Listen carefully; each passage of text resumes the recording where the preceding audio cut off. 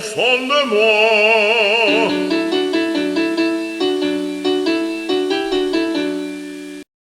Welcome to Disturbing Ideas. I'm Pat Boyle.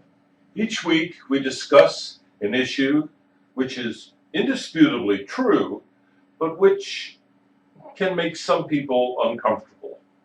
Tonight we finish up with black violence. Tonight we discuss some of the specific genetic differences in black people that make them so damn violent.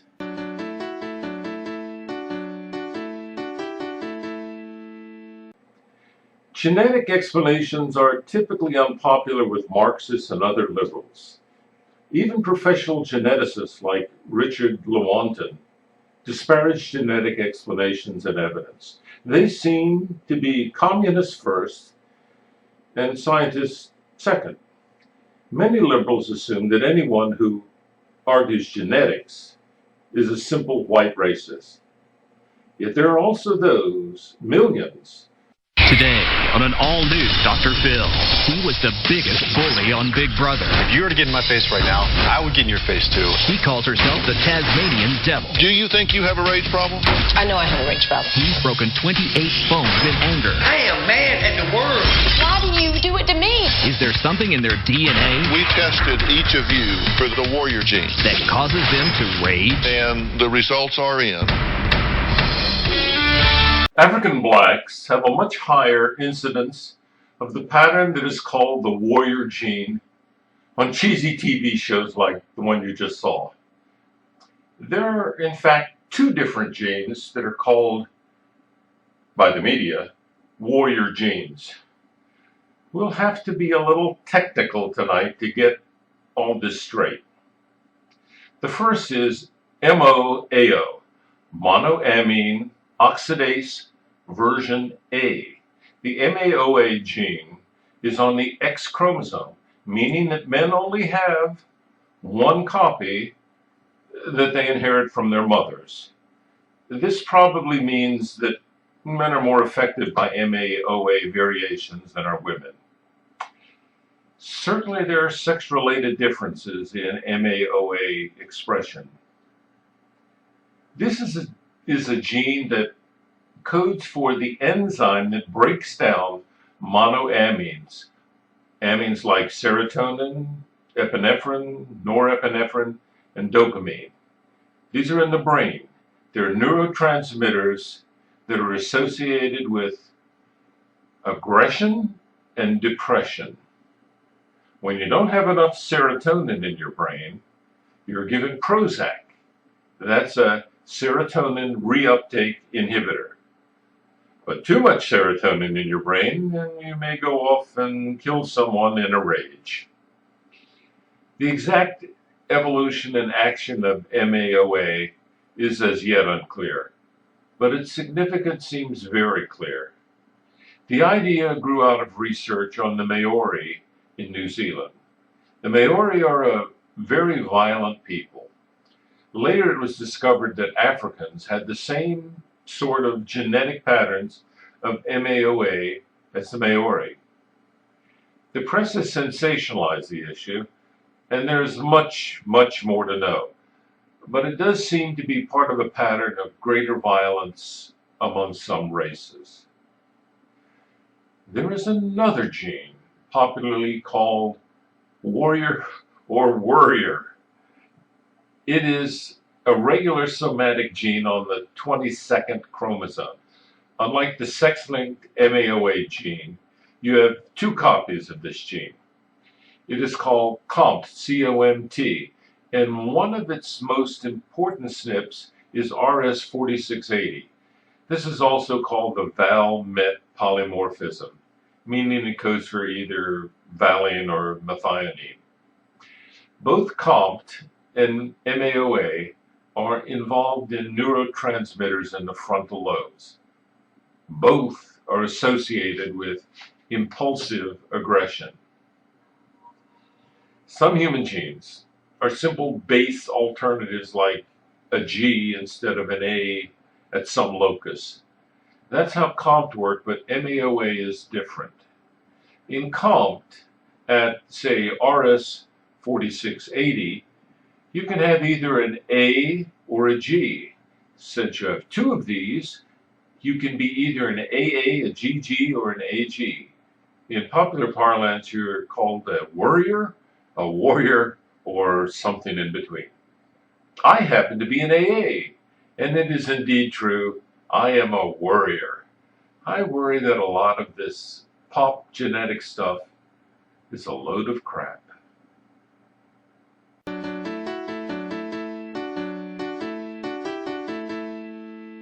Gregor Mendel discovered genes in peas. He was lucky. Pea height are in a single place and at a single spot of what we now know are amino acid pairs. Today we call these SNPs, single nucleotide polymorphisms. If you have, for example, a G nucleotide at a certain SNP, you could have a short p. And if there were a T at that same spot instead, it might be a tall p. But human height is not on a single SNP like it is on Ps. It is polygenic. My 23andMe DNA scan reports two genes associated with height. I have the taller variant on one of these and the shorter variant on the other. Now, currently we know there are 217 SNPs that affect height. Since I, like Bill O'Reilly, whom we mocked last week, am also 6'4", presumably I have the taller variants for most of the other 215 SNPs that we know to affect height. There are 48 SNPs in the MAOA gene.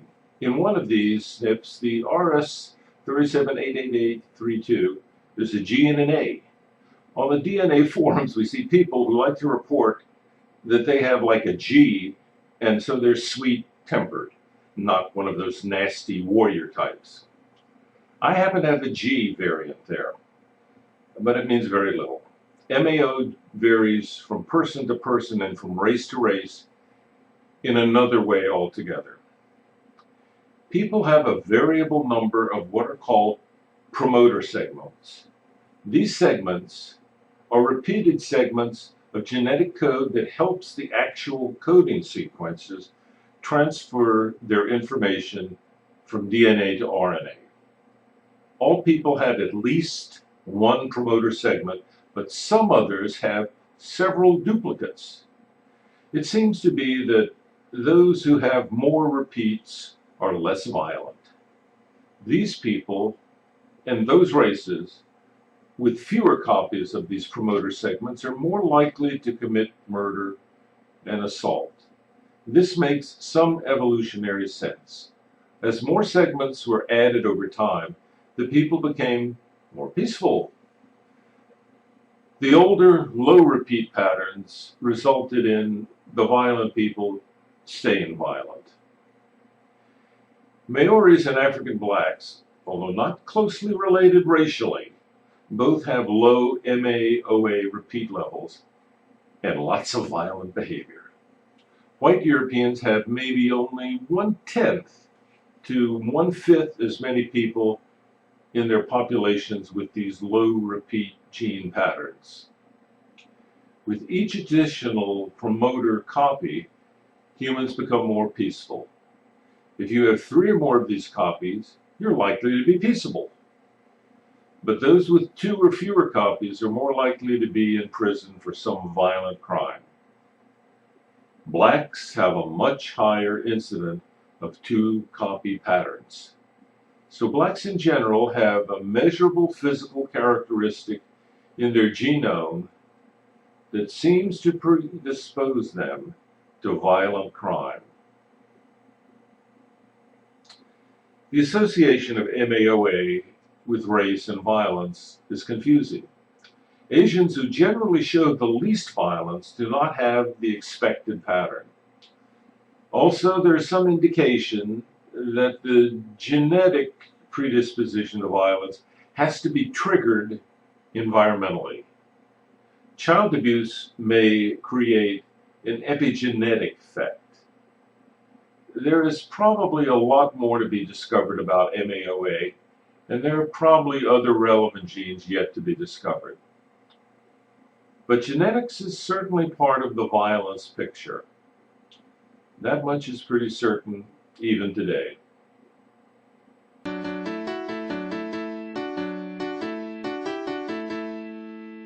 A couple years ago, while discussing the Duke Lacrosse rape case, I mentioned in passing to my girlfriend that blacks rape at about 5 times the rate of whites. She told me I was a racist. She had never heard of such a thing. She was a professor at Stanford at the time, so she wasn't an ordinary ignoramus. As it happens, the black rate of rape is even higher than that, and the East Asian rate is even lower. I looked it up. But just a few years ago, almost no one who relied on the popular media had any idea how much more violent blacks were. That is less true today. Last week we saw Bill O'Reilly speaking on black crime. But today, few appreciate black craziness. As the public learned recently, Aaron Alexis, who killed 13 people in the Washington, D.C. Naval Yard, was schizophrenic and black. We know blacks kill others at close to 10 times the frequency of whites or Asians. We also know that schizophrenics murder others at about 6 times the rate of normal, sane people. And finally, we now know that blacks are diagnosed with schizophrenia at about 7 times the rate of white people. Why do we have so many black schizophrenics? Some liberal psychiatrists like Jonathan Mexler think that blacks are overdiagnosed with schizophrenia. Watch this. Basically, the central argument of the book is that there was a transformation in popular and medical and psychiatric understandings of schizophrenia that happened in the 1960s in relation to certain responses, different kinds of responses to the civil rights era and to the tensions of the civil rights movement at the time. And I show pretty directly how civil rights politics, civil rights anxieties, other kinds of things really shaped our understanding of insanity in this country. And one part of that narrative is that, as I was mentioning before, we developed at that time a belief that schizophrenia was an illness that was increasingly marked by anger, hostility, projection. And even though that's not part of the diagnosis anymore, you see the origin in the 1960s of a set of stigmatizations of people with schizophrenia in particular as being violent that rose throughout the latter half of the 20th century, even after they were associated with race. All of a sudden, initially this was a category that was applied to these angry, protesting African American men. He thinks that in the 60s, with the civil rights movement, the medical establishment redefined schizophrenia as a disease of black anger. According to this view, all psychiatrists were outraged at Martin Luther King, and they conspired to diagnose freedom riders and lunch counter sitters as madmen. In fact, the schizophrenic diagnosis and our attitude towards schizophrenia did change radically in the 60s. From roughly the 20s to the 50s, Freudian psychoanalysis prevailed. Psychoses were seen as just a more extreme form of neurosis, and neurosis were considered, they thought, as sexual repression and toilet training mistakes. Mental patients were given the talking cure, and most of them were white women. But psychoanalysis was an utter failure with true psychosis and was soon abandoned. Simultaneously, the Lanterman-Petrus Short Act in California and the lesser case in Wisconsin began to empty the mental hospitals. Soon the plurality of the homeless wandering the streets of our major cities were schizophrenic. Violent, crazy people had been warehoused in the back wards, but with these statutes, no more. Mental patients, the dangerous, crazy people, were roaming free on the public streets. It had become a civil right.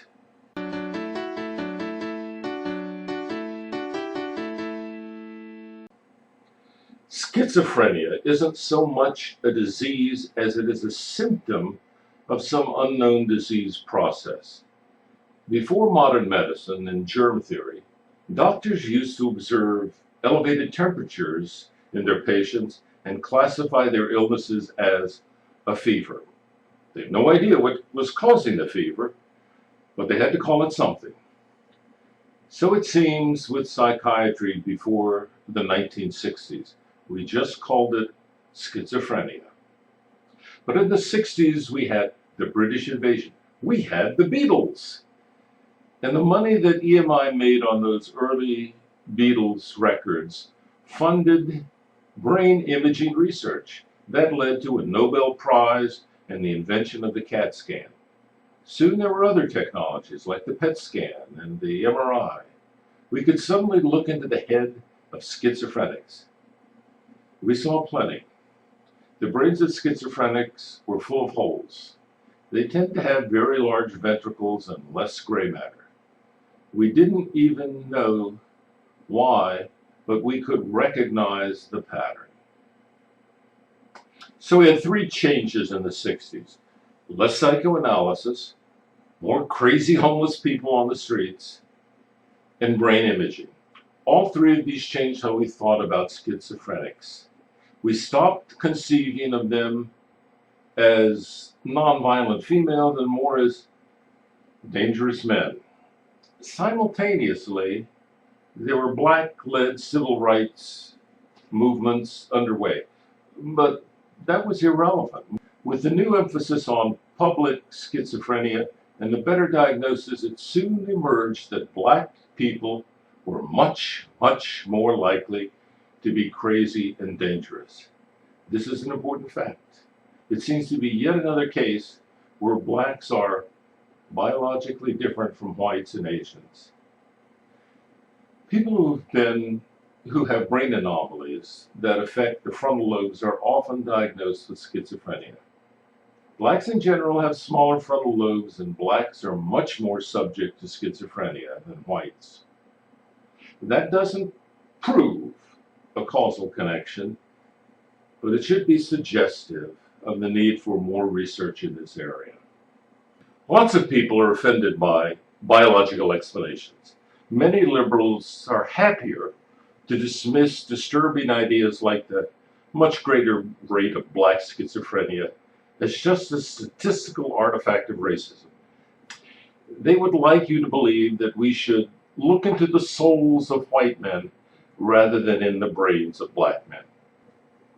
Some press accounts say that Alexis was upset because he was Black. I can believe that. A lot of schizophrenia hits males in their late teens when they were under life adjustment stress. I imagine that a Black teen has a lot of stress over his race and how others react to him. If we can reduce the Black teenage stress on Black kids, maybe fewer will develop schizophrenia and fewer will commit murder. But the high rate of schizophrenia among Blacks almost certainly has a large genetic component that will not react to just greater racial civility. We need hard-headed thinking, not soft.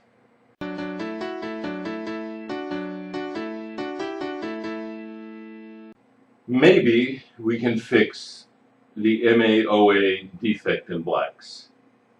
So instead of Head Start and utter failure as a program, we could possibly devise some sort of gene therapy for Black kids. We could also possibly devise some kind of intervention in the biosynthetic pathway of melanin. We would then have a population of less violent and less dark black people. Schizophrenia is an organic disease, and we are good at curing such things in the long run. We might even be able to medically compensate for the smaller frontal cortexes of blacks. The lower IQs of blacks are probably simply a function of their smaller brains. If that's true, we might be able to fix that too. This isn't a message of hate. It is a message of hope. If you really hate black people, continue to mouth such nonsense as white racism as an explanation. Vanity myths won't help. And I'm not really trying to refute people like Bill O'Reilly, because I think they agree with me in private. There are millions of people afraid to speak up. My role is to simply state what others, for one reason or another, can't. A lot of black violence is biological. A lot of government solutions that ignore that reality just waste money and make people angry. Thank you for your attention. Tune in next week for more disturbing ideas.